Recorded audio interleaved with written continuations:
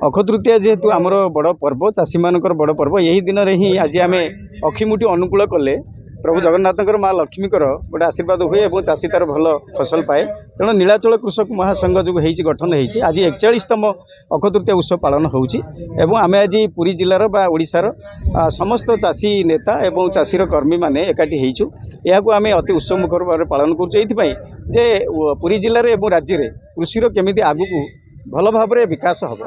आगे ये चाषी मानक गोटे बड़ पर्व ये आम तो चाषी घर पिला ये चाषों संगठन तेणु 41तम ये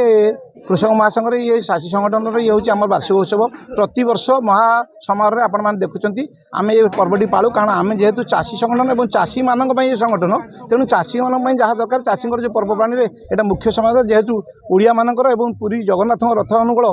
मुख्यतः चाषी मानक ये पर्व चाषी जेहेतु ये संगठन तेणु आम ये पर्वटी अति आनंद उल्लास पालन कर अक्षय तृतीया आमर गोटे गण पर्व चाषी मानकर गोटे बड़ पर्व यू ही सबू जिनस अनुकूल करा जाए तेणु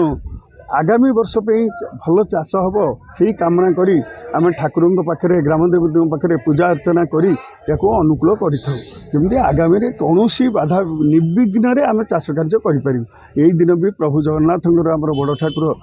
रथर भी अनुकूल करा जाए तेणु यहाँ आम ओडिशा रे गोटे गणपर्व आनंद उल्लास पालन कर।